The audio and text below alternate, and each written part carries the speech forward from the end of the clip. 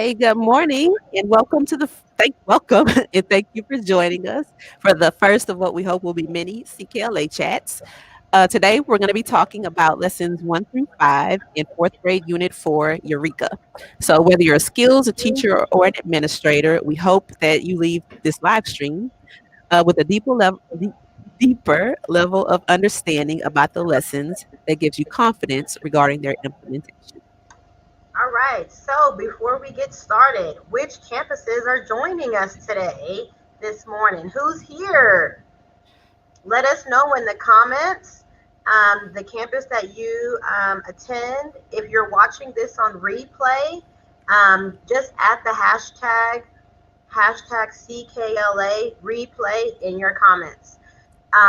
Use the comments to make suggestions, talk along with us. They are welcome. Mhm. Right. So before we get started, we're going to introduce ourselves real quick. My name is Sarah Foster Yankee. I am a fourth and fifth grade Aldine ISD Team 3 literacy coach. And joining me today as my co-host is Ashley Giles, who is my teammate on Team 3. All right, so for the next 40 minutes, guys, we're going to discuss lessons 1 through 5 of the fourth grade Eureka unit. Our goal is that through the process of unpacking these lessons, all of us will leave here today with a deeper understanding of the purpose and how we can be successful and how this unit can be successful. I'm going to put out this disclaimer here, this is our first year of implementation, right? So neither of us, my partner, Sarah, or myself, we are not claiming to be experts, but we do believe that the more you collaborate, just as if this was a PLC, when you collaborate with one another, the stronger we will be with the implementation of our new curriculum. So with that being said, let's dive in. It would be helpful if you have did some pre-reading on the lessons, because we're going to simply just have conversations, bounce ideas off each other, and things like that. Remember, your comments are welcome in the chat. All right, Yes. let's go. All right. So lesson 1. Welcome to Eureka, all about collaboration. So your text for this lesson, you're going to read a note from Thomas Edison, a note from Jacques Cousteau, and in Eureka Files, the student reader, you're going to be reading Learn from Last Season, Bad Collaboration. And really the purpose for reading all of these texts is students are learning about the mistakes that past year's contestants made, which was mainly not collaborating. So they're getting a better idea of what collaboration actually means so that they can collaborate with one another this year and be successful on the show. Okay. So we're going to begin with the lesson and talking about what is the teacher doing in lesson 1. Okay. So I have a GIF here of Caesar Flickerman from the Hunger Games, because when I was reading through this lesson and the teacher's part, and it really reminded me of him and how outrageous he is and his crazy outfits, and just how excited he is about the Hunger Games, because I think that's the teacher's role throughout this unit. Like, you want to ham it up and just like really be weird and crazy and make it fun. High energy. Yeah, that's how they're going to be engaged. Like, that's the best thing you can do for student engagement for this unit, is like just be crazy with it. And then remember, you are not the teacher, you're the host. Exactly. And so in your notes and your curriculum, it says you are the host and your other judges with you, they're so eccentric. Like, you got to be live with them as well too, the host, because they're kind of crazy, like Sarah said. Yeah. So we're going to just go through the whole lesson and talk about what the teacher is doing throughout all the different parts of the lesson. Okay, so in the introduction, you're again pretending to be a game show host. You're going to introduce the show to the class. Like you said, you're going to ham it up to engage the students. And you're going to start by playing a video for them. Welcome to Eureka. Okay. Then they're going to do an activity where they find their lab, which is their group that they're going to be working with in the unit. So you're going to share the steps of the Find Your Lab matching game by writing them on the board and explaining them orally. And then you have these strips of paper with the clues on it for the lab that you're going to distribute to the class. And basically, while they're working on that, you're circulating around the room, making sure that like they're finding the right lab based on their clue. Yeah, because on the lab, they have to, yeah, make sure that they're circling those right details, right? So they can pick the lab or figure out which lab they're supposed to be a part of. Mm-hmm. So that's learning already, Yep, looking at key details, right? exactly. Okay, so after that, you're doing define invention, which is really important. You're just clarifying for them, like examples of what an invention means, and what they are and what they are not. So just really making sure that they understand it's something that is created. It's not something that already existed, like in nature. Yes, just making sure that they're really clear on that. You're really facilitating a discussion with them to make sure that they understand that. Okay. And from there, we go to learn from last season. And again, you're having a discussion, facilitating a discussion about what they think collaboration means. And here they're going to read a note from Jacques Cousteau, because he gives them some tips on what good collaboration is. And then you're going to make a 2-column chart: things to do when collaborating, things not to do when collaborating. And you're going to ask students what they think are good rules for collaboration. Okay. And as they're reading, they're going to read a script where they of last season's contestants of like an episode, and they're going to be looking for examples of poor collaboration. In, in Because since this unit is heavy with collaboration, right? They Yes, got to know what is bad collaboration. And I guess, and Sarah, I'm thinking we're hitting collaboration at the very beginning, yes, right? So because it needs to carry out all throughout yep. the Eureka unit, It's so important. If they don't understand how to collaborate, then they're not going to be successful in this unit. which means your unit's gonna, not flow as like with what teachers would want, right? Exactly. You don't want to. Yeah, it's basically putting out fires before they start. Before it happens, Yeah. right? Absolutely. So, are we on the student yet? Are we still teachers, still doing what the teacher's doing? We're about to wrap up with teacher, because from Okay. there they go to collaboration building challenge. So you're introducing a challenge where they have to like move a ping pong ball. They pass it around to each other, and they have to get it in the basket without using their hands. Um, and again, so you're basically explaining the challenge, just making sure they understand the rules, and you're going to give them 5 minutes to brainstorm how to do this on their own. And just assign building managers and circulate among them while they're working on their own. And while they're building, you're circulating still, observing their conversations and making sure that they're collaborating with one another. And then you're going to let them demonstrate their inventions. They get a point if they're successful. And if they don't succeed, like you're not making a big deal out of it, you're just reminding them that failure is important to invention. And then you're going to interview some students at the end of class and ask them to share what went well with the audience at home, just asking them some questions. And then you're going to explain the directions for activity page 1.4. And finally, you're going to close by interviewing some more students at the end of class, like to wrap up the show. Okay, so that's what the teacher is doing. So I know one thing that I noticed when I was, doing my internalization of the unit, right? Mhm. It's pretty laid out.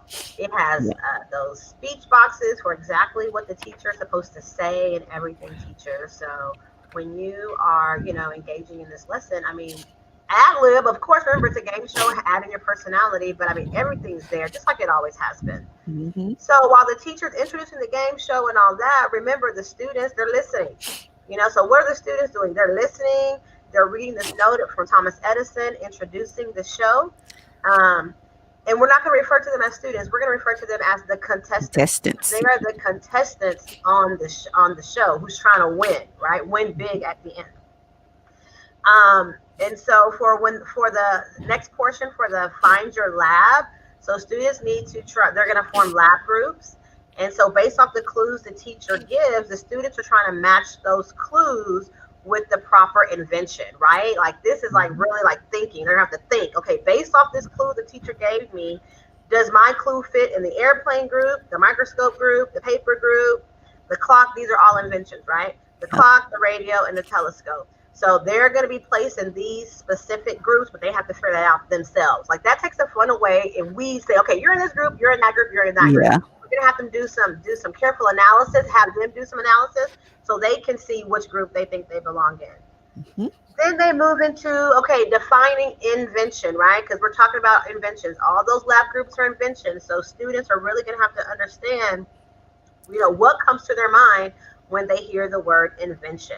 So have students share those examples, right? Let's see what they know first, Yep. because, they're going to say more iPhone, iPads, things Yeah. like that. But that's good. Those are all inventions. Yep. For the next section of this lesson, it says learn from last season. So last season we'll find out. Oops, and look, that's our timer. Last season we will find out that there were some hiccups last season, and so students are going to because they didn't collaborate well. So students are going to Yeah. learn about collaboration, and they are going to read that note from Jacques Cousteau. Jacques Cousteau, Jacques right? Cousteau. Jacques Cousteau, Jacques excuse me, Cousteau. because he is the collaboration expert, and he's going to give them some tips on how to keep this season going. Hmm.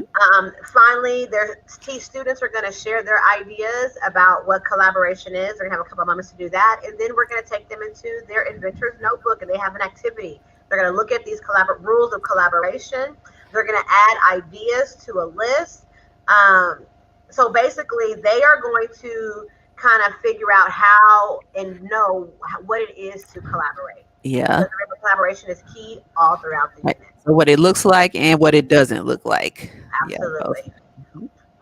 And then finally, to earn the first reward, remember, because they're trying to win at the very end, they have this collaborative building challenge. And so the students are to come together, collaborate, and they're going to have to brainstorm some ideas on how to move these ping pong balls Sarah mentioned earlier. Mhm. Um, which brings me to our next section for uh, is the supports. Mhm. How are we supporting our kids during lesson one? Okay. So supports, of course, we're getting all of this from those gray boxes on the side of our lesson in the margins. Okay. So when they are working on the Find Your Lab matching game, I think Ashley kind of hinted at this earlier, where basically you can pre-arrange the distribution of those strips to make sure that students end up in the group that you want them in. Um, so just knowing who you want in which group and making sure that they get that specific slip. And there's questioning that you can do, like which invention do you think you have? And then they have some different sentence stems that they offer for that activity. Okay, then defining an invention, they also offer some different questions that you can ask the kids just to clarify for them what an invention is. For the learn from last season bad collaboration, they have a sample sentence that you give as an example to kind of help them provide some context about what collaboration means and to see if they can figure it out using that sentence. And then they also offer some supports at the end when they're doing the activity 1.1. And they have some questions that you can ask. Like on page 4, when Alex asked what's for lunch, was this a good question? Why or why not? So just having them understand that when he's talking about lunch and it has nothing to do with the activity, like that's not good collaboration.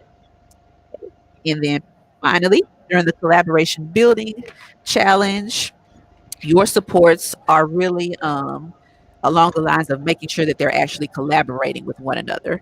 So you'll see that you're not asking them questions about how to actually complete the challenge. The questions you're asking them is like, whose turn is it to talk? Have we heard from everyone in your group? Okay, so that's how you're assisting at that time. And then in the collaboration web challenge, when they're answering questions individually, you're like providing some different sentence stems for them to do that. And then in closing, you're going to review collaboration web challenge letters for coherence and use of details and facts to support each response. So they're basically giving you some information on what an exemplar response to that activity would look like. Okay, and those are our student supports.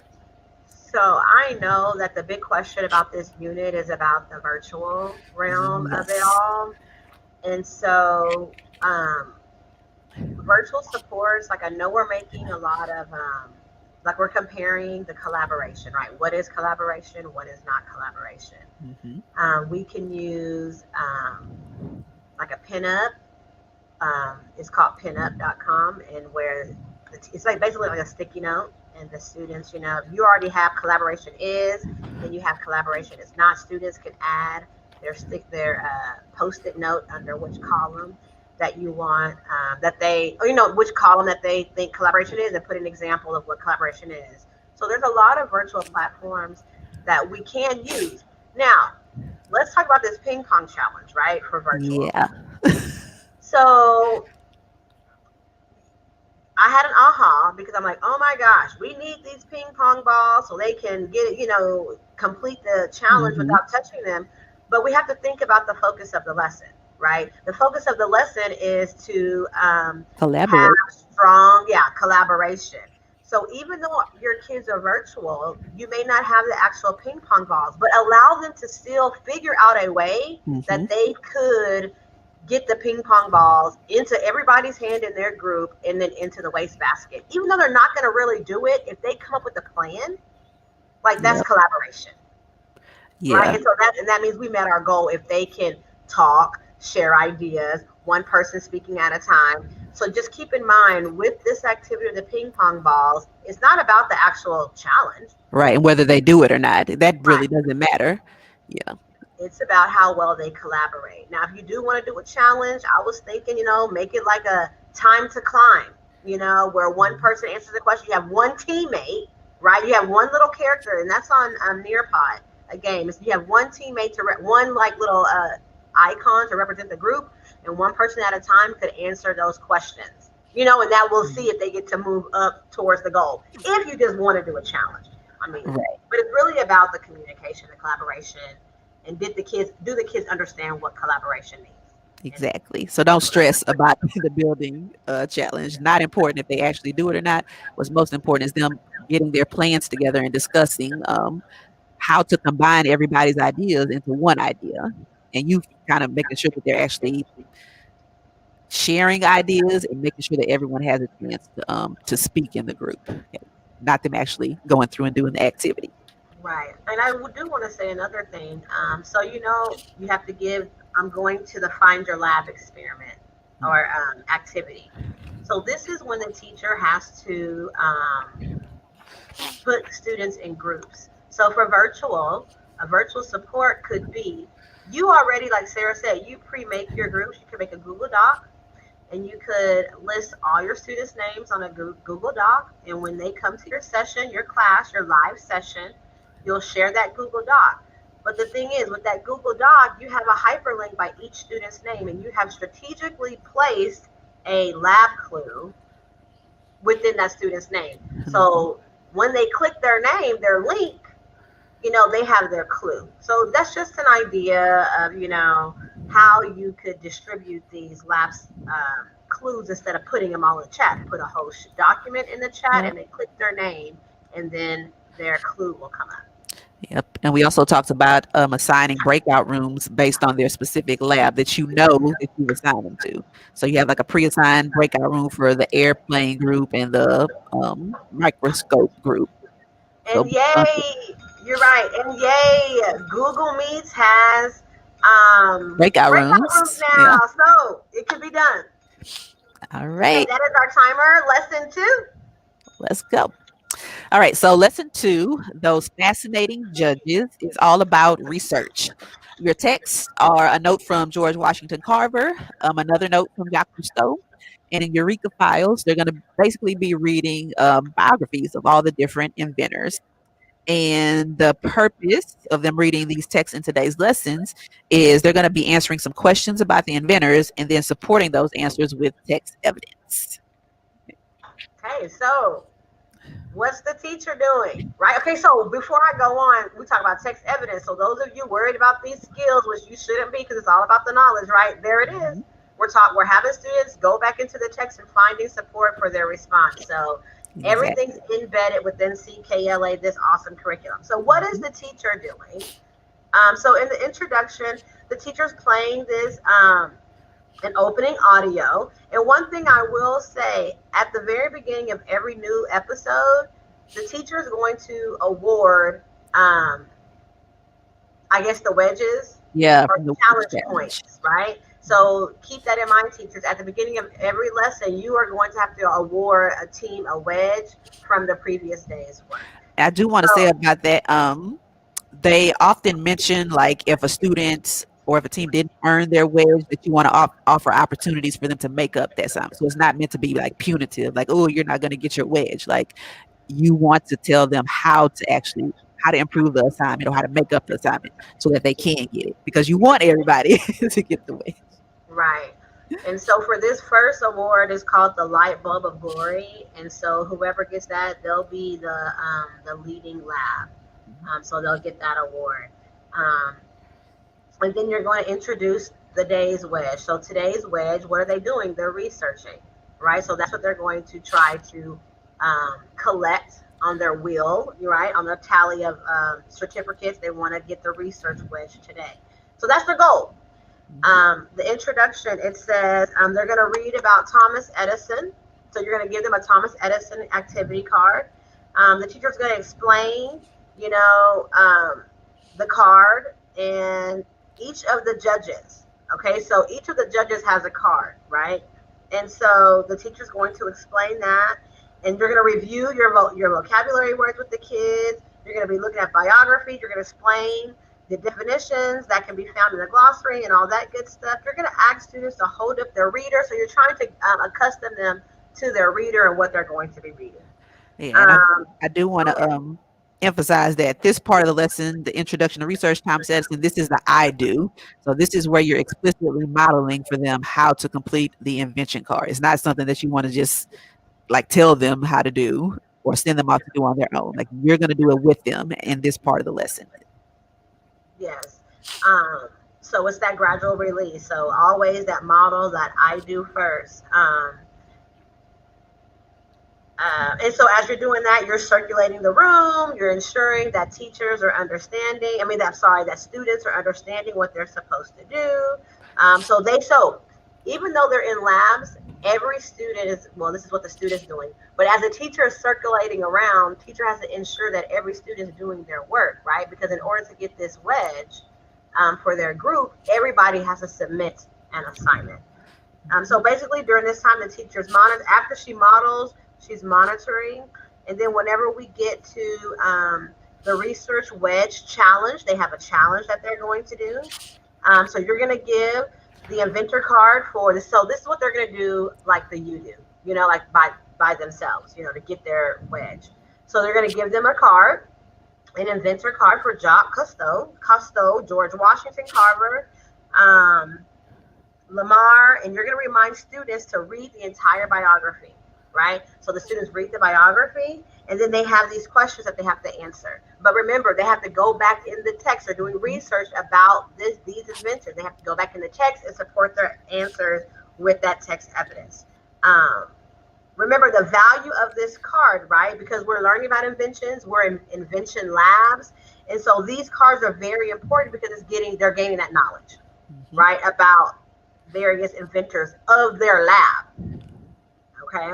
And so the teacher, the next section, it says, know your judges challenge. Okay. And so to build better, so they're going to make like a mouse trap, right? And so they're not going to make it, but it's like to have a better mouse trap. You plan an experiment with your group. You need to ask for help. You can.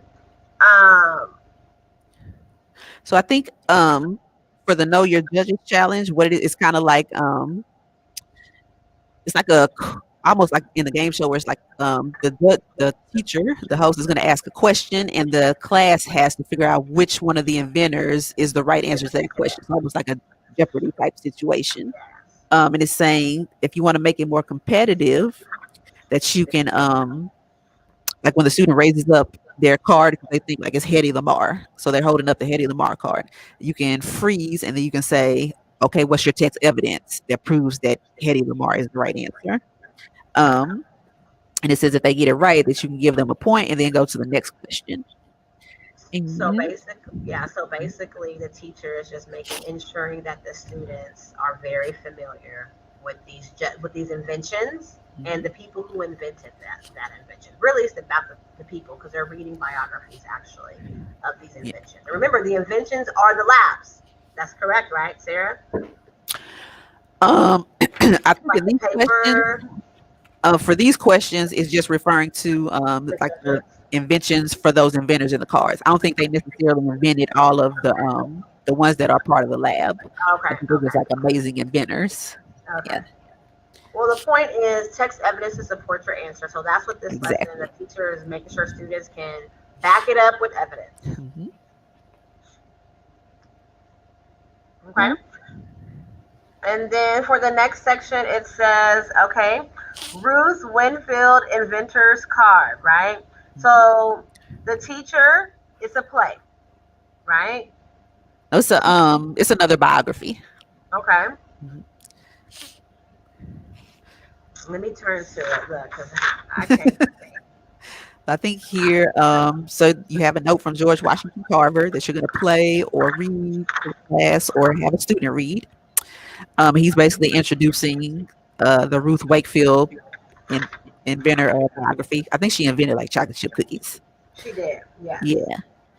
And so you're going to read that and you're asking some questions after they read. And then you're going to play a Thomas Edison video because apparently he's mad about something. He's upset about something. And I put in my notes, dun, dun, dun, so he's mad at something, Yeah. right? You're like, oh no, why is Thomas Edison upset? And so it kind of just keeps the excitement alive in the for the show, Mhm. right? So nothing always goes perfect. So something has to go wrong. So our students or the contestants are going to have to fix something, and so we'll find that out in the later lesson. Yeah.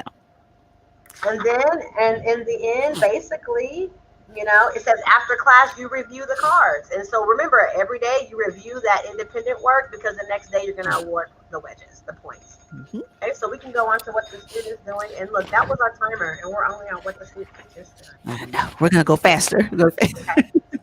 Okay, let me click the slide.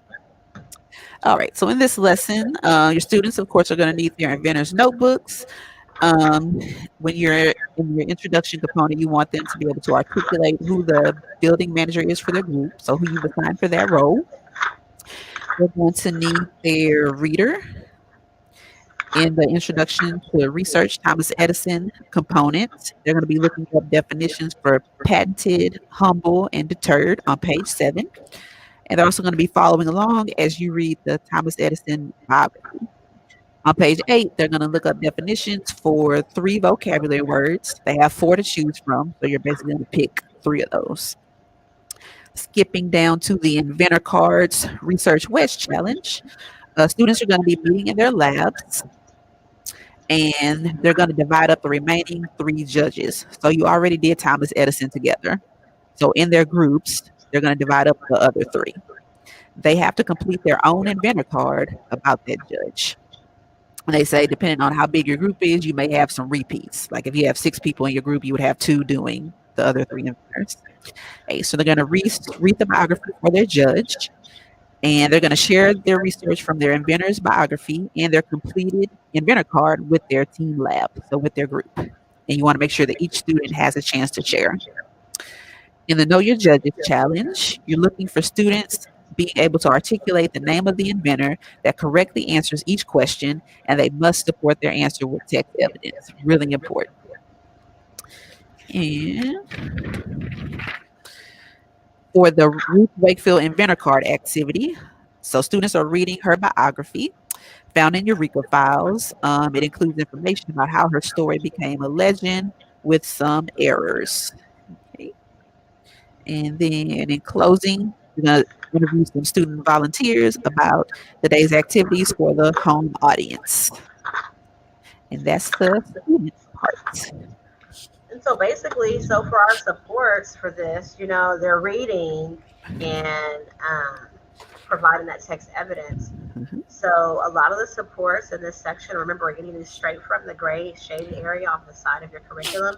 Is you're going to be, posing those questions, posing other questions to them to help steer them into the right answer. So teachers, really be mindful about these checking for understanding, like these questions, that you can pose to students who are not quite there yet. I would definitely use them, right? Mhm. Um, like asking, just asking those support questions, like, well, how did Thomas Edison become an inventor? Which will probably lead them to one of the questions that is presented inside of their actual activity page. Do they agree with these inventions? Do you think this is a most successful invention of all time? So just ask them to have them think deeper about the actual invention that they are reading about. Um, Making sure students write and complete sentences. There are a lot of writing scaffolds built in here. You Yeah, a can lot use of sentence stems. sentence stems. A lot of them use them, post them. Have them there available for your kids to see. Trying to see if there's anything else. Really, just providing these sentence stems and these questions to reframe or to reword, rephrase what questions that they're asking them about that author. Hmm. I mean, about that inventor. Um, yeah, Okay. that's pretty much it. So have those sentence stems ready and those other questions, alternative questions to ask the students to help them dig deeper. Hmm. All right. Let's talk about virtual supports. So I would say, and this is probably something we could have brought up in the last lesson as well. If you are in a hybrid type of situation, you want to make sure that your lab groups are a combination of in-person students and in virtual students, so that they can collect, so that your virtual students still have the opportunity to collaborate. And then, of course, if your class is all virtual, you can put those students into small groups. Um, so I'm thinking that's really important for the research web challenge when they have to collaborate on those inventor cards for those different inventors, so that they have opportunity to work with their group on that. The most challenging to do virtual hybrid would probably be the Know Your Judges challenge, where the students have to like hold up that inventor card for the correct inventor who answers that question. I would think of a way to do that. Maybe make like a multiple choice type of situation where they can work together and then still ask them to back it up with some text evidence. Yeah, because they need to collaborate on that first before they hold it up, and it's as a group, right? Yeah, yeah, Yeah, they can still like huddle, and then yeah, maybe yeah, like have let them huddle and talk about it, and then have their building manager hold up the card, right. and then as a group talk about, okay, what evidence do we have to support this? Yeah.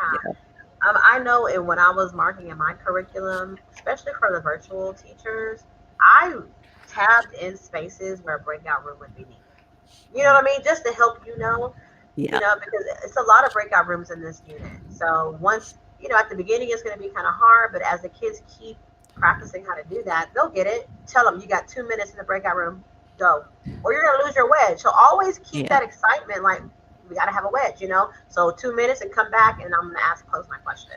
So I marked in my book where the breakout rooms would be, and that is one of them for that Inventor card research wish challenge that I put you to have a breakout room for.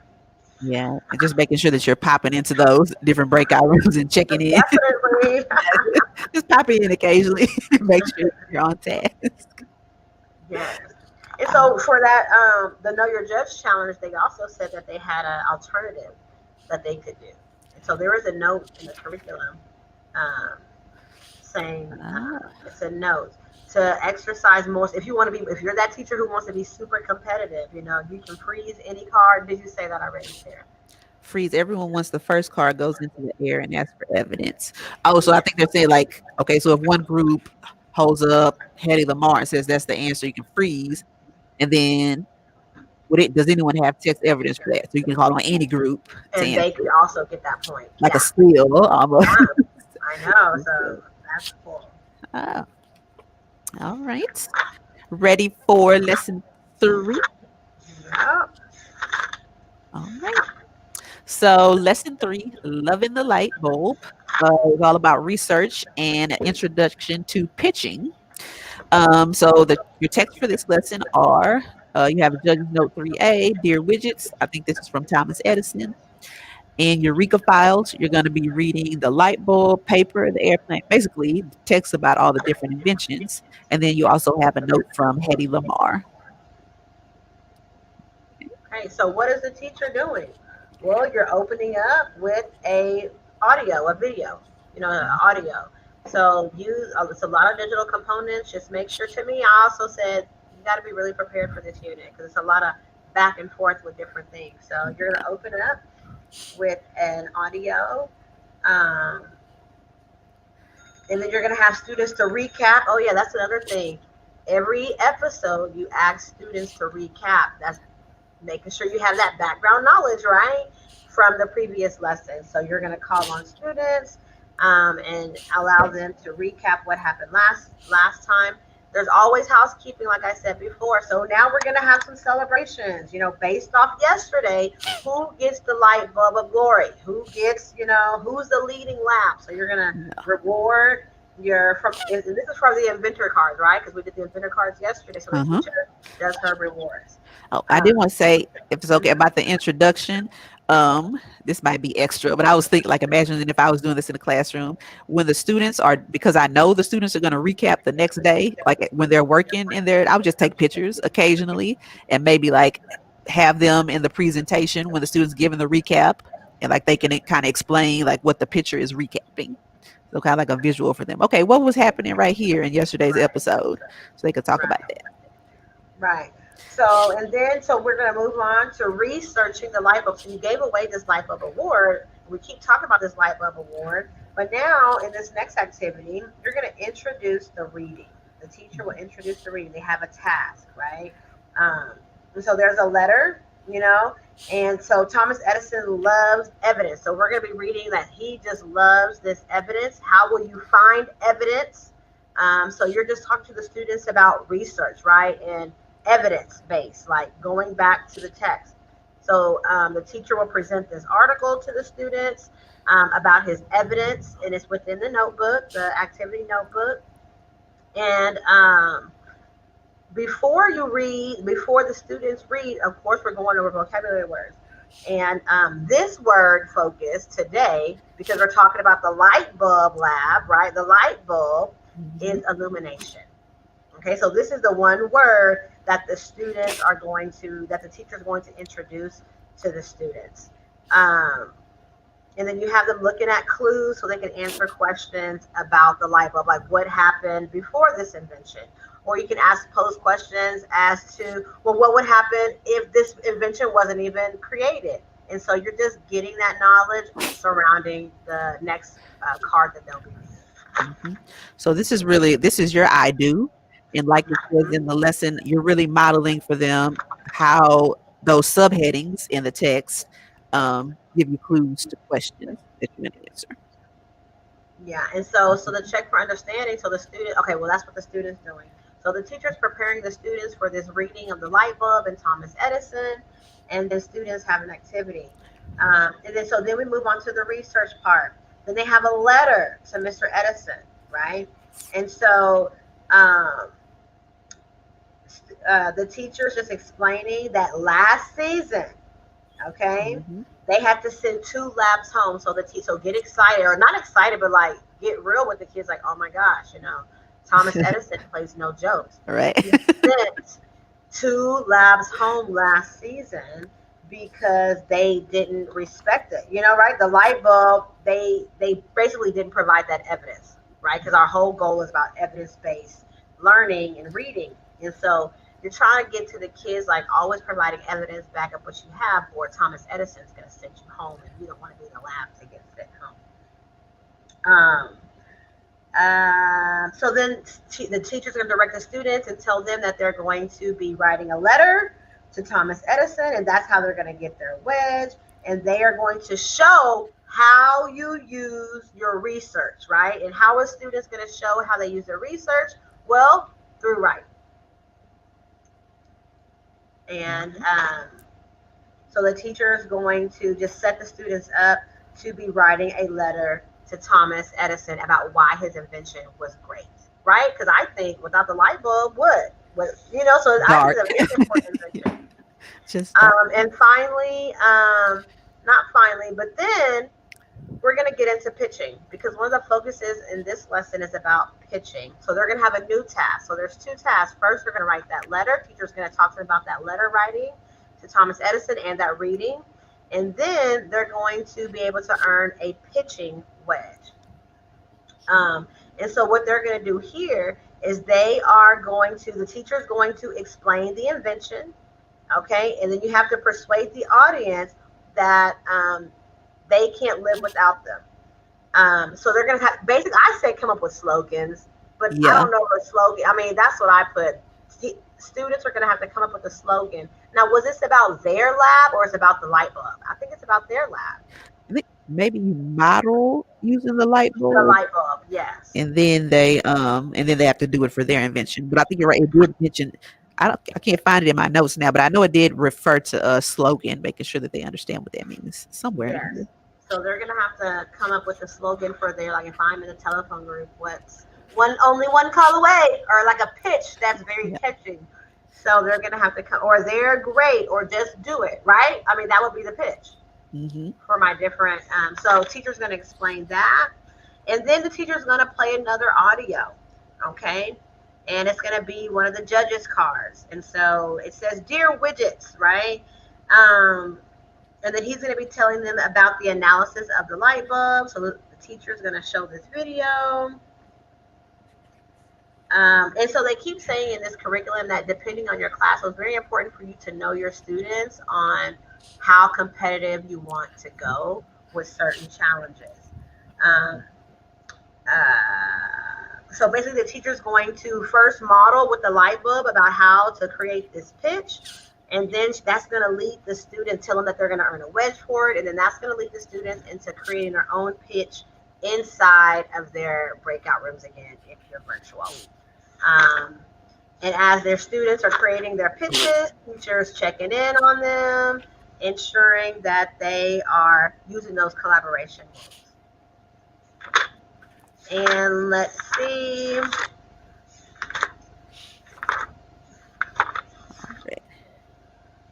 And then, oh my gosh, so then we're going to talk about what is pitch, right? So she's going to talk about what is a pitch. They're going to define what pitch is. Then they're going to determine what's a good pitch, what's a bad pitch. Then it says the teacher has to poll the kids, okay? If the student does not clearly recognize the first pitch as a good pitch, so you're going to show them examples, and they have to determine what's a good pitch, what's a bad pitch, before they go ahead and create their own pitches. And so just prepare for that. Making sure students know, because it's going to be a video that says what a good pitch is and what a bad pitch is. So it's a video that you're going to show the students. Yeah. And it's an anchor chart. And I say this is a part of the I do as well, where you put good pitch on one side, bad pitch on the other. And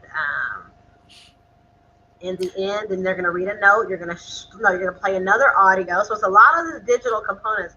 You're going to play another audio from Hedy Lamarr.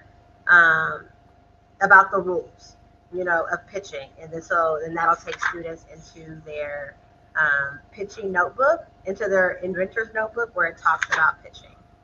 And finally, students are going to be able to add audio to their pitch. So after they create their pitch, and then the teacher's going to show them how to add audio. Remember that they're going to do this all with the light bulb lab themselves first, and then we're going to guide them into their groups, and so that the students can do the same thing pitch we did together in their groups.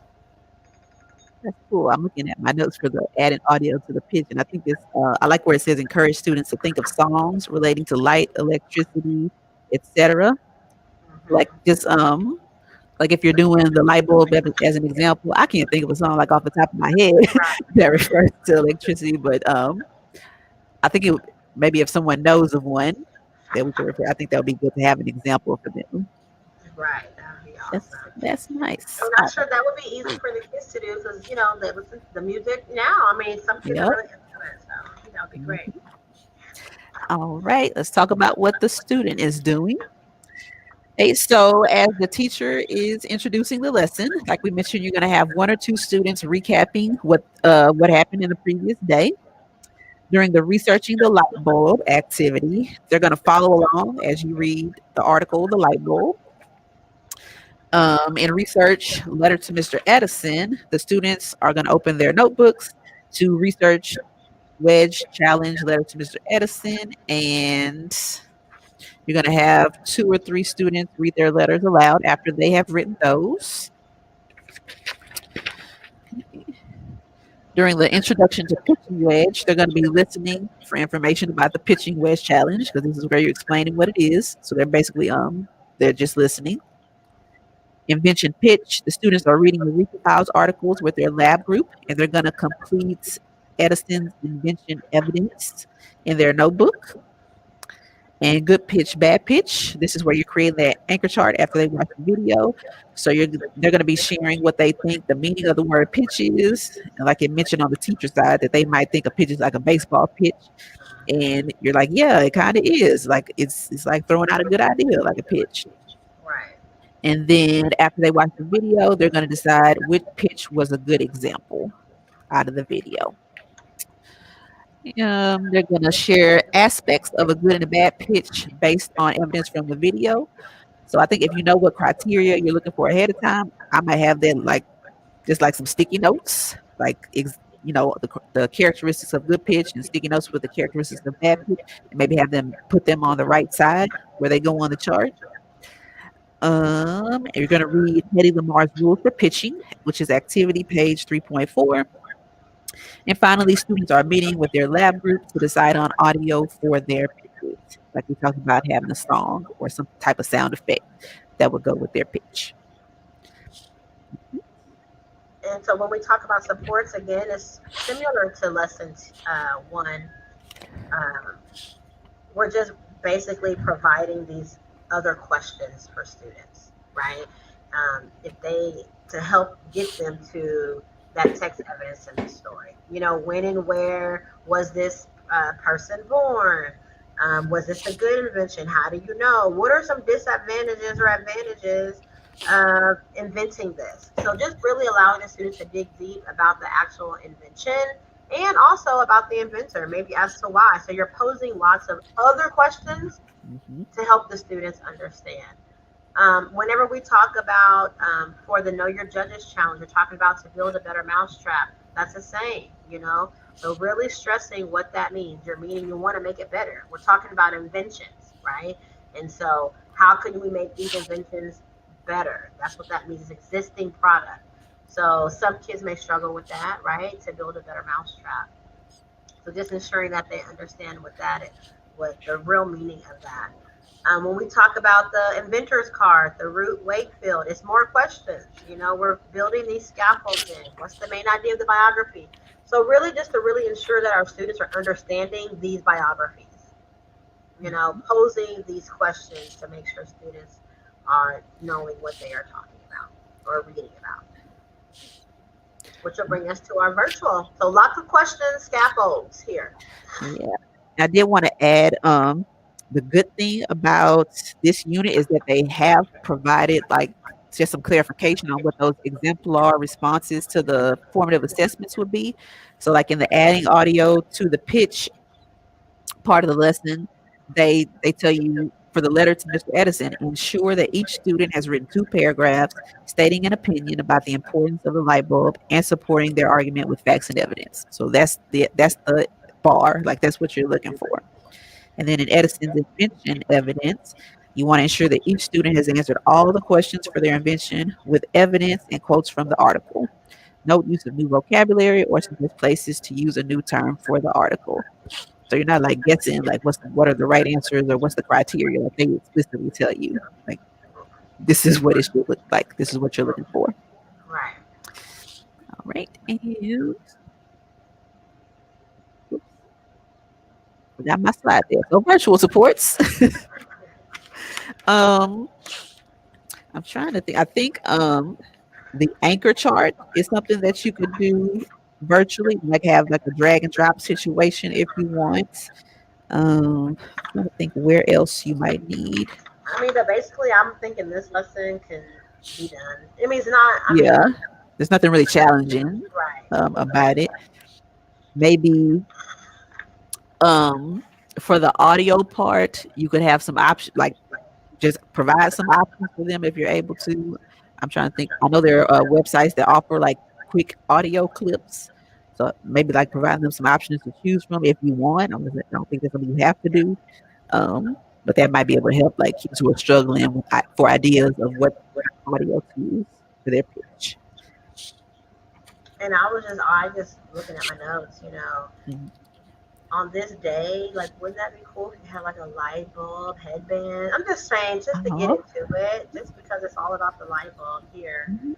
Um, as far as the I do part, but just I'm just thinking about teachers and really getting the students engaged and just dressing the part. Remember, you are the host.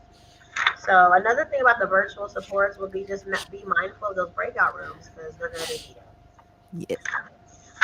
But the lesson itself can be done Yeah. regular, no adaptations to it. Yeah. Don't really need much. All right. We're almost done. Lesson 4. Speaking with style, you're still talking about pitching. You have a couple of notes from Hetty Lamar in this lesson, as well as a biography and Eureka files for Lewis Braille. I do want to say before we talk about what the teacher's doing, Mhm. in the curriculum it talks about things that you could customize. If you notice, like it says, like so at in the advanced preparation part. So this is for teachers, things that you're doing, and something that it says for you to customize is to establish a rubric for your pitches. So Mm, this unit is heavy with materials and digital components, and there's a lot of pre-work required from the teacher for it to go well. So just um, hone in on that customized part because they're saying you're going to have to create this yourself. yeah. And that's a rubric for the pitches because we learned about pitches last lesson. Now they're going to probably create some of their own. Yeah, I think they're definitely planning it out here. So, again, just like as usual, you're recapping using that opening audio, calling up a couple students to talk about what happened last time. Again, you're offering an opportunity for kids who didn't earn their wedge in the last lesson to make it up because it's not punitive. um, Collecting bonus inventor cards and awarding points. You're going to assign your building manager and award the light bulb of glory to the leading lab. So I think it's providing the materials at the beginning of the lesson, just making sure that you have that big poster that lists each of the different lab inventions, like you're keeping a track where students can see like who's in the leads, just to like ramp them up. And award the research wedge and review today's pitching wedge challenge. Okay, so you're going to start by reviewing pitching by talking about Hetty Lamar's rules for pitching. You're going to have these on the board. You're going to list the steps as students list the rules. Then you're going to introduce the template, Hetty Lamar's pitch planner template, and you're going to complete it with the class using the light bulb as a model. So you are modeling for them using the light bulb how to complete this template. Remind students to refer back to their notes from the previous day and also to the light bulb article in their Eureka files. Okay? So you're not actually going to write the skit, like write the actual commercial, but you are going to brainstorm with them about what it could be. And then clarify that when they do it in their labs, they're going to write and perform a skit and that their skit needs to use dialogue. And that they can also include narration. And then your check for understanding is as they're taking notes on their planner, you're going to make sure that they're taking notes on their planner as you're modeling for them how to do it. And make sure, remind them to refer back to their evidence from the previous episode and the article in Eureka Files. Then you're going to transition to pitch planning with their lab groups. Um, it says break it into parts and have students complete the introduction individually. So if you look at the template, it has a couple of parts. So the first part they need to do on their own, the introduction. Then they're going to complete part 2 with their lab groups. Again, you're going to remind them to write dialogue and refer them back to bad collaboration script on page 5. So that's the script that they read on the first day that talked about what good collaboration is and isn't. That's how you don't need to do a whole mini lesson on how to write dialogue in a script. You're just going to have them refer back to that so that they know what it looks like. And I will say I do love see Mhm. just how this curriculum is spiraling back. So if you guys remember in the poetry unit, um, it talked about dialogue. And you see, and so now we're doing dialogue again, and we know dialogue's heavy. We talk about our star and standards and stuff. So that's one thing I like about the curriculum. It is spiraling. Yeah, Like only through collaboration you can see that, talking about it and remembering back. And so that's, yeah. yeah. And like you said, I like how we would be tempted, like, oh no, they're gonna have to use dialogue in this. Let me. How am I going to teach that to them? Like, no, no, Right. they already talked about it. Like, just refer them back to this page, and you point out where the dialogue is in the script. You point out how you see this. Okay, then now let's try this in your script. In Let's our try an script. example together in your on your template. So next they're gonna do their pitches. You're gonna introduce a note from Hedy Lamarr, and then play, read aloud, or have a student read judge's note for A. If not all students in the lab present during their pitch, so this is where they're actually going to do their pitches, you're going to ask them how they contributed to the pitch and the planning process. So if they came up with a commercial where there's only two members or one member of their group that's actually in the commercial speaking, then you're going to make sure that you call the other members of the group, like, okay, how did you contribute? What did you do in the planning process for this? And then your check for understanding. In order to evaluate each presentation and determine the winning group, score pitches as students are taking notes. It says a possible scoring system is 0 to 2 points for each of the 4 categories. So your categories are evidence, pitch writing, pitch presentation, and collaboration. So they get a 0, 1, or a 2 in each of those categories. Invention pitch lightning round. It's like a game, another game. You have a picture of an invention, and you're going to flip it over, and the students, they're in their groups at this time. They're going to give a fact about the invention on the card that they learned from the pitch. So not only are they presenting their commercials, they're also paying attention as the other groups present, because when you hold up a picture of a microscope, then they have to give a fact about the microscope that they learned from the pitch. It says work your way around the room until you run out of facts. Tally the points and award a bonus points to the winner. And your check for understanding is you're checking the students can recall and discuss facts learned from the pitches. Poll to see how many students can provide facts, and then call on students randomly to ensure participation. So make sure you have your wheel where you're just randomly calling on students. I like the fact that the students have to hold up the fact, Mm-hmm. right? Yeah. It is not teacher led. That's a student, right? Reading their information, and then the other students have to hold up the invention, right? Yeah, so teachers holding up the card, and then Hold up a fact.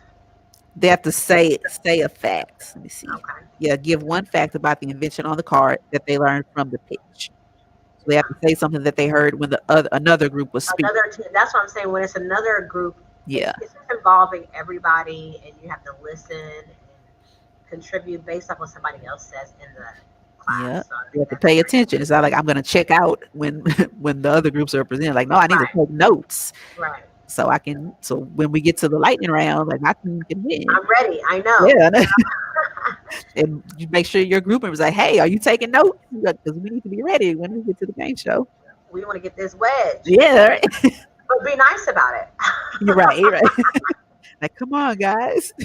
Yes. So what is okay? Let me let you. Yeah, I'm almost done with teacher side. So award wedges to all the groups that completed acceptable pitches. Announce the winner, and then that lab group gets a bonus point. Next, you're gonna play audio, read, or invite a student to read a note from Hedy Lamarr, and then you're gonna sign off. And if the students don't do the Louis Braille Inventor card in class, then they're going to complete that for homework. And then you collect notebooks and review students' work. Make sure that they emphasize in this lesson, like if they don't do the Louis Braille Inventor card in class, they have to complete it for. It's like it's not optional because they are going to use it for the next lesson.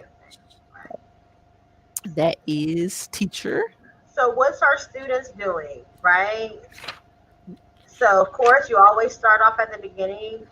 They're introducing or they're recapping what happened in the last class. Because if y'all notice, everything kind of connects. Like Sarah just said, you don't do that Lewis Braille, you have to do it for homework because the next day it's going to be an assignment or an activity. So students will recap. And so whenever we're doing the pitching review, students should be able to articulate the rules for pitching. So allow them to do that.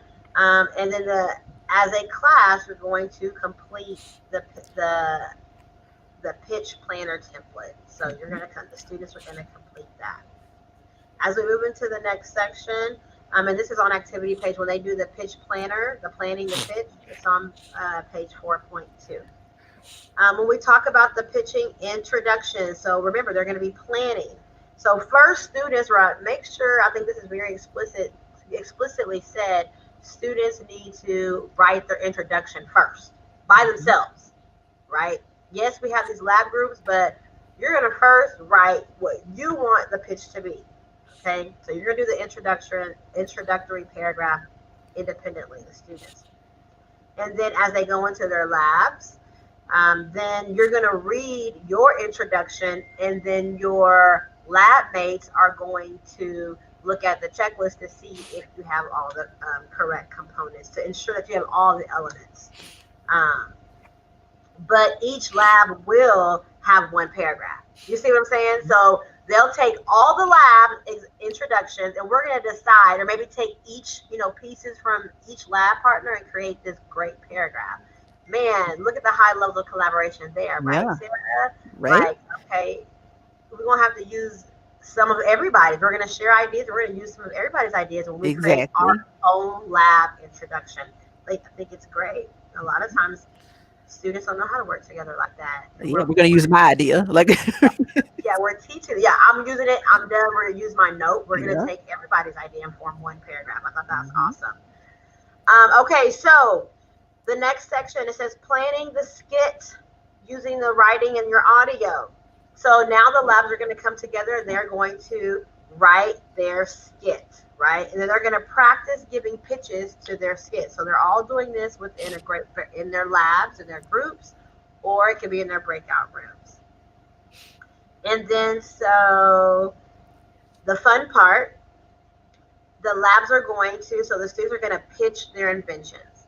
So once they plan it, they practice it, you have to give them time to practice. And remember, teachers actively monitoring as students plan and practice, and then they're going to get together and they're going to showcase their pitch for their invention. Yeah, the exciting part. Right, this is the fun part, right? So after all this hard work they've done, now let's show everybody, Hmm. okay? All lights on each group. So for each pitch, students should take 1 minute to complete the activity page 4.3. So this is like knowledge. So after, like, let's say I'm doing my pitch, me and my group. There are notes for each group that students are going to have to jot down based off what the group presented, the knowledge base. Like, what knowledge were you gaining from this pitch? Hmm. And so that is something, so it's holding everybody accountable. Students are jotting their notes, their knowledge that they're gaining from that student's or that lab's pitch. Because we said like this is going to be important for that lightning round. You need those notes so that when the teacher holds up that card, you know, you have the facts that match that invention. Right. So, and you can refer back to your notes, and that takes us back to lesson 1 when we're talking about text evidence, right? So, based off the evidence from the pitch that I'm looking at now, it may not be in text, but it's in text on their notes, and then you're knowledgeable of what you saw based on your notes because your notes that you jotted down. And then in the next section, it says invention pitch, lighting and sound round. So students are going to participate in a lightning room. Oh, let's say round in the lightning round. Yeah, except for when it's their invention. They may need to clarify and verify. So if you need to clarify something to another group, you can call them back up, right? Right, Sarah? Do you agree with that? Yes. Students can call the other group back up to clarify some missing information that the student didn't get for their notebook. All right. So I think so. Like when the teacher holds up the airplane card, if you're in the airplane group, you can't share a fact about that card Right. because like duh. Like, that's your group. You should know facts about it. But if another group answers, like if the microscope group shares a fact, then you're going to be like, yes, that's a fact that we shared. Or no, like, no, we didn't say that. Where'd you get that from? Right. Like that. And so basically, the students are gaining knowledge off these inventors and their inventions. And so that's what we want. That's our goal for this unit. And finally, students are going to be reading the biography of Louis Braille, um, and they're going to complete the inventor card. So notice the consistency. You're reading a biography, you're completing an inventor card. And like Sarah said before, teachers assign this for homework if students happen to not get it, because what's going to happen tomorrow for lesson 5? They're Yeah. going to be talking about the Lewis Brown invention. Yep. They're going All to need it. right. Okay. So supports, again, coming from our gray margins inside of our lesson. So in the pitching review, they offered some supports, just making sure that you review technical vocabulary words like filament, guiding students to relevant paragraphs, and then they have some questions that you can ask.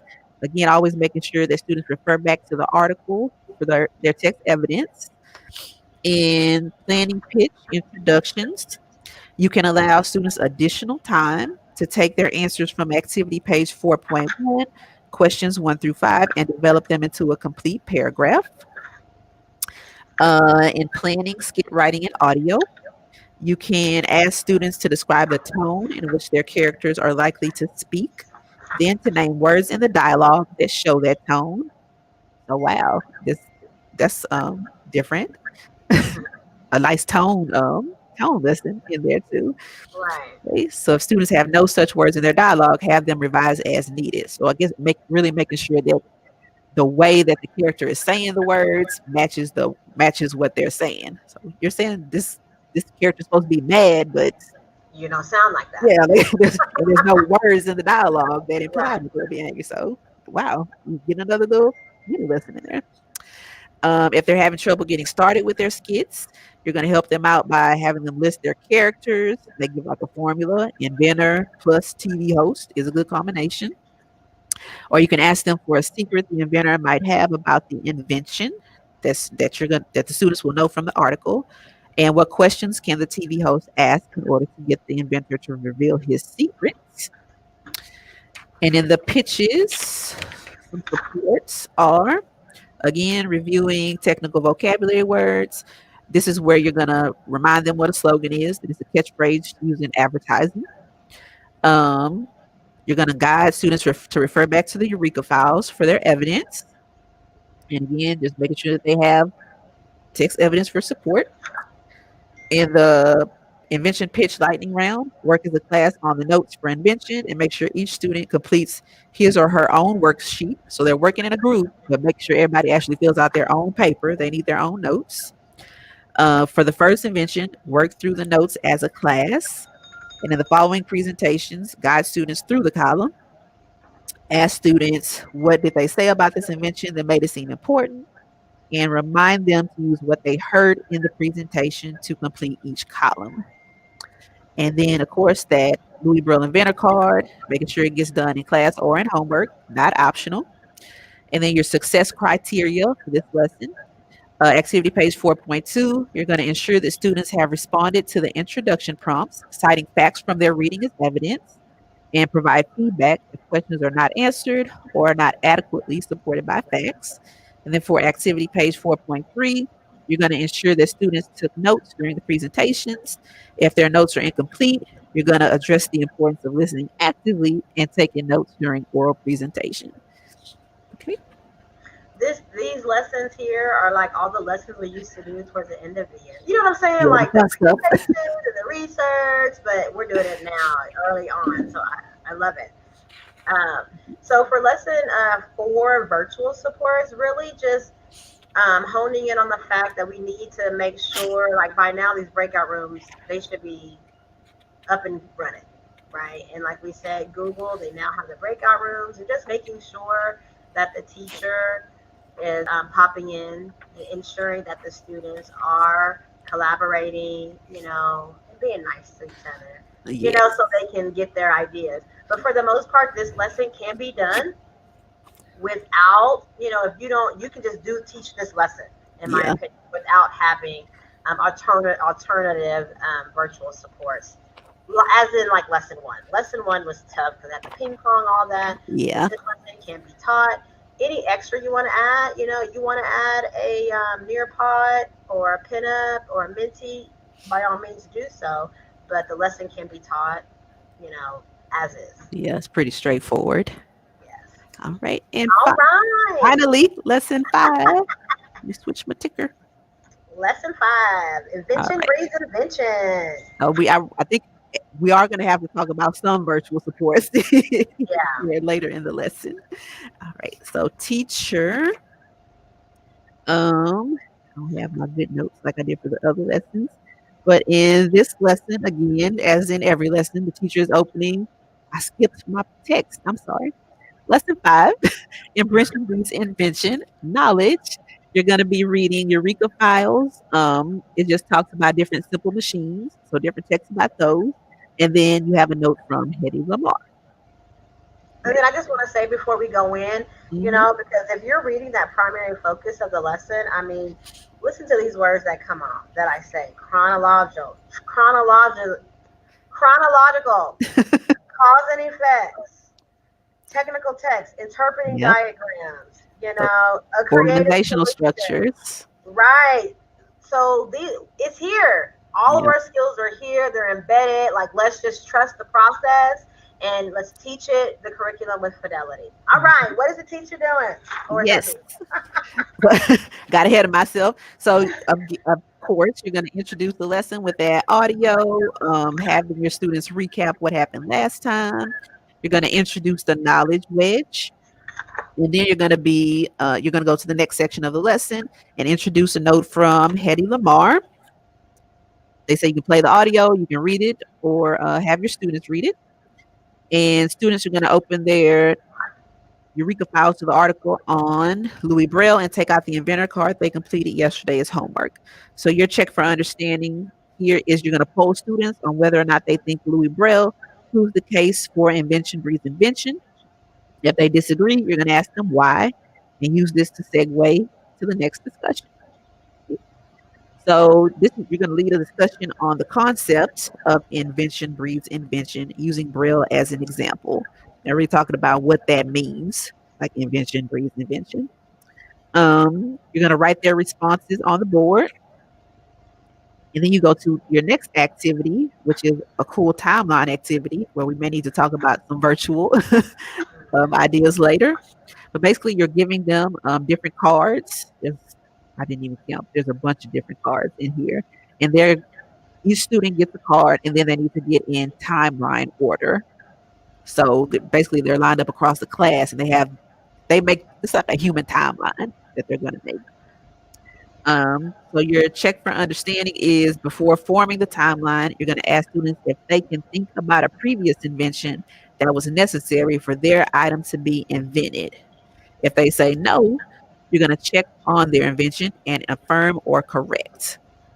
After they create the timeline, ask a few students how they determine where they belong. Like, why do you think you go here? Like, why did you stand here on the timeline?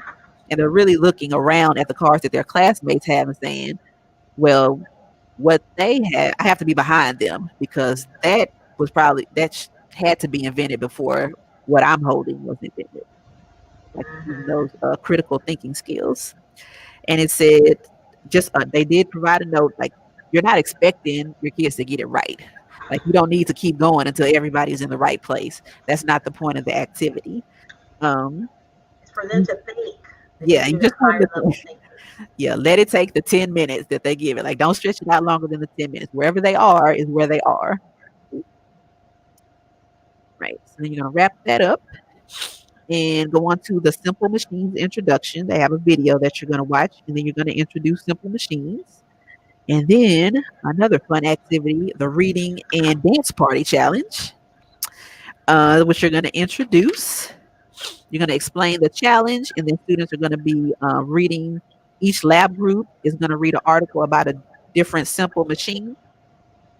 And after they read the article, they're going to take some notes on it on the Simple Machine Dance Party Challenge page in their notebook.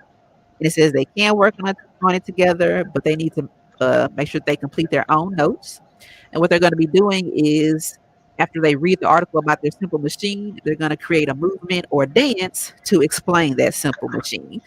Like if they had the lever, they need to make a dance move that kind of illustrates what the lever does. Um, I think that's cute. yeah. So you're assigning each lab one of the simple machines. They're going to read, complete the challenge page. They can work on it together, but they need to do their own notes. And then I was trying to think of some dance moves that would go with these different machines. And I was like, what do Right. I do for the screw? Like, wait. TikTok helps the kids do that. Oh, that would be Just saying. cute. Right. All right. So after they read, you're going to instruct them to prepare a movement. It says they need to get up close and work physically on the dance, but we know nobody's getting close because of COVID. So socially distance, working on the dance. After 10 to 15 minutes, they come back together. First, they're going to read their paragraph aloud. I think this like number 4 on their worksheet. They're going to read to the class what they wrote. If necessary, you're going to ask questions to clarify or try to correct any misperceptions. Then they're going to present their dance. You're going to play some background music for them. Finally, oh yeah, and make sure you give them a compliment on their dancing. And then, oh, you do another lightning round. Know the simple machine, which is really cute. Like, so you give each lab group, the know the simple machine page, and you put it face down on their desk. And let me see. You're going to be reading. I think you read or you give a clue about a simple machine, and then they write the right one on the paper, and then like they turn them in at the end, and you like check them and see which team got the most answers right. Then you go to the knowledge wedge challenge. Introduce the story of Michelle and the knowledge wedge challenge. So Michelle is a turtle, Jacques' pet turtle. He's trying to deliver some cookies or something to the judges in New York.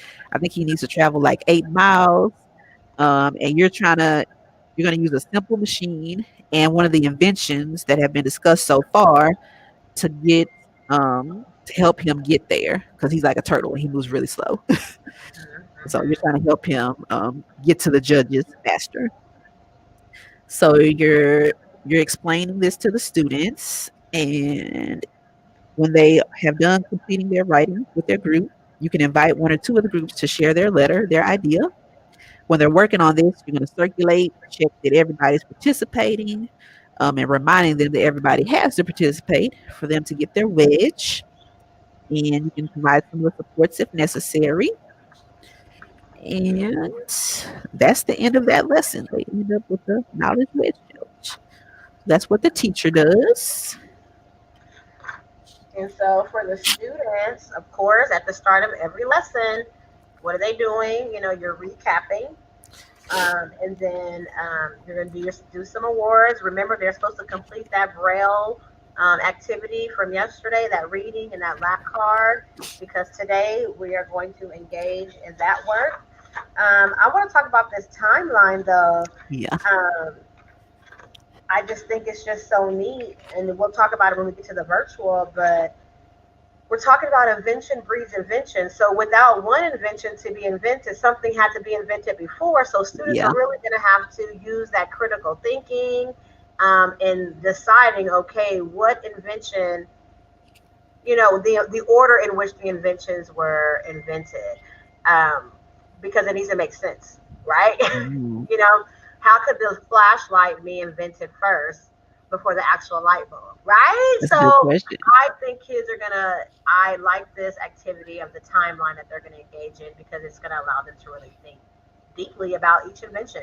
And make those and analyze, and analyze. Well, this couldn't be invented now because this, it wasn't invented here in this time period. So yeah, engage in that timeline activity. And I know we're not at supports yet, but I'm just thinking, like, I don't even know what some of these things are, so I don't know that I'll be able to put them in time. Right. So, and I think it's okay that students don't know. It's just the thinking. Yeah, you just want them to think. So don't, again, like we said, don't spend too much time making sure that they get it right. Like, you're encouraging their thinking about this part of the lesson. Right. And so the teacher, so for the next section, it goes on to the simple machines introduction. But just keep in mind for the students, the teacher already assigned them one simple machine. Okay. It says assign each lab one of the machine readings in the Eureka files. And then from there, the students are going to work together on that simple machine dance party. So in every time they go do these activity pages, they're working together but individually. You know what I'm saying? Mhm. Because they can talk and share ideas and collaborate, but everybody has to have something written down on their paper in order to get awarded those wedges. And so from here, they're reading their simple machine, they're answering the activity pages that go along with it. Um, for example, one of the questions is describe how the simple machine works. And so students will just be jotting down based off their reading how those machines work. And so these are just basic questions or just questions to see the comprehension and the knowledge of the student based off their reading. Mm. So they read those machines and then now let's clarify. The teacher gives them one machine to read. That's correct, right? Right. Each group Yeah. gets one simple machine. So how you decide, and I guess we'll talk about that with supports, how you decide to do that, I mean, would be up to teachers, but I mean, we can talk about that once we get to the supports. Mhm. Um, and then so when we get to the part about the know the simple machine, students will make sure it's face down. We'll talk about virtual way when we get there, but if you're face to face, have the sheet face down. And then, remember, it's a game show, it's a competition, be competitive. So Yes. you're the host, teacher, say go, like be excited. And we want a winner. Well, not really a winner, but we want to keep it exciting for our students. And so students will complete the activity page, know the simple machine. And remember, the teacher is giving them clues and they have to write the answer. And this is all based off their reading. So this is all going back to textual evidence, what they Mhm. found in their reading. Did they understand what they read? If so, hopefully it's displayed through this through this activity sheet. And then that's when the teacher talks about the knowledge wedge. So we have another challenge. This is about the cookie dough, um, Michelle. And so students will basically, after the teacher talks about who she was and builds the background knowledge, students will need to go off into their labs. Um, it is in their Inventors Notebook on 5.2. And they're going to have to create, well, how can this slow turtle, right? Turtles are slow. So how can this turtle get from point A to point B? And as a group, they'll decide on what invention that they can create that will solve that problem. So on Mhm. my notes, I put problem and solution.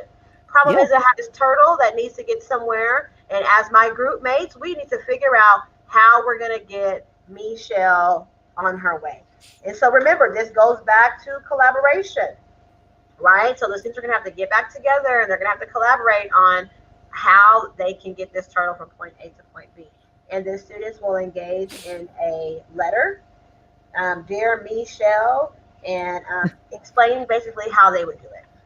Yep. And remember, they can work on this together, but everybody has to have their own writing down. But ideas shared, collaborative practices, that's our goal as well. And that stays consistent all throughout our unit. And then finally, and then there's a checklist. So we have to ensure that whatever they're submitting, that the students are going through this checklist with their letter. Does the letter include the simple machine that they created? Does the letter include another invention? Does the letter explain why that they need to transport these cookies? And why should this turtle travel? So they need to make sure Oh. they're using this checklist. Can Um, where did you find the checklist? Because I didn't see it in the teacher's guide.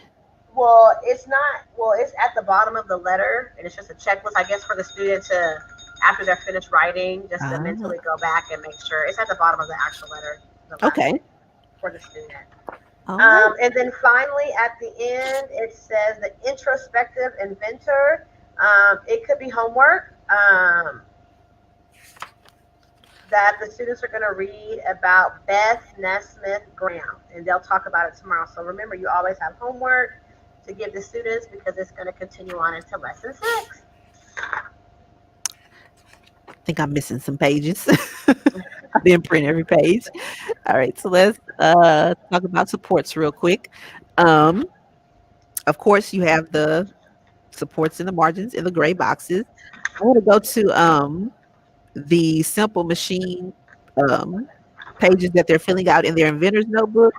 Just I was noticing question number 2 where it says list another invention not in the article that uses this simple machine.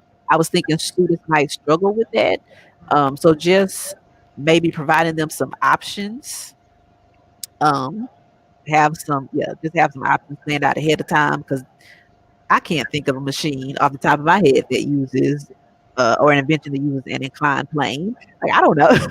So just Right. yeah, giving them some choices to choose from I on. think it'd be so funny just to see, like, this is really going to let you know what your kids are into. Yeah. You know what I mean? Like, what do they do in their past, in their free time? So I think we'll be amazed by Yeah. what responses that we hear Yeah. And from I our think it's kiddos. really cool the cross curricular connections here. Just Mhm. they're learning so much about science. It's like really a STEM heavy unit, Yeah. which is cool. Okay. So any virtual supports you want to discuss? Well, we're gonna have to, really get creative with. I mean, even when they're coming up with their simple machine, I mean that's going into a breakout room and talking about it. I mean, I was even thinking if they like have a list of materials, and what if one kid had it at home? I mean, I don't know. You just never know what kids have, Mhm. So, and they could actually do it and try it based off the materials they collaborated on of what it was needed. So I mean, to me, that would be the only thing. Again, these breakout rooms. Let me see what else I wrote I'm in thinking here. about the timeline. Like They could number themselves. Like they could do the. I mean, I don't. Yeah. like I was thinking almost like you could do a shared Google slide where you have like different you have like the text box they have all the different inventions and they have to work together to try to Yes. put them in the right order, like something like that. With the dialogue. I love that. Mhm. And I mean, and if you're on a Google Meets live, Mhm. they could be taught. You can hear the collaboration. Yeah. They could talk about it. Oh no, that one doesn't go here, or I mean, but we Mhm. have to remember the whole point is a collaboration. But yeah, that's a great idea. Yeah. And That's then good. the simple machines one. Um, so I went back and read the directions. So really, it's when they flip over the paper, they have to figure out which of the simple machines would be used in this invention. So they're like writing that down. So Gotcha. like a word bank would help. They have the simple machines in like a word bank, so they can just fill in the blank. Yeah. Right? Or you could do like um well, not matching because they're going to be using the same one more than once, but like a drop down like electric drill, and then you have choices. They have like 3 to choose from. They just have to pick the right one if you want to do it digitally. Yeah. Might And work. having those photos available as well too. Yeah, You know. some visuals definitely gonna. Exactly. That's a virtual support and a support. In your class. Yeah. It should be full of classrooms should be full of photos, inventions, inventors, all that good stuff. Hmm. Oh yeah, and in that in their letter for Michelle, Chef. um, in my notes because it says they need a simple machine and an invention that has been discussed so far. So I thought you'd want to have pictures of, like I said, the pictures of the different simple machines, and then on the other side, pictures of the inventions that have been discussed so far, so they can like choose a Because combination. They know their yeah, choices. yeah. It's all about setting the students up, and those doing those things will set them up for success. Yes. All right. Anything else for lesson 5? I think that's it. And I just want to say for all those who joined us, we appreciate it. This is our first go round. And of course, changes may be made, to make things better. Um, and so we appreciate you for joining us and join us again on Thursday for fifth grade Yes. CKLA Chats. Yes. Thank you so much for joining us. And like Ashley said, if you We just want everyone to feel confident implementing these lessons. So if you have a question, a concern, anything that we didn't talk about, or just ideas of how we can improve, feel free to email or tweet us. And of course, you can visit our Team 3 website for additional planning resources. All right. Thank you. Yes. Thank you. See you next time.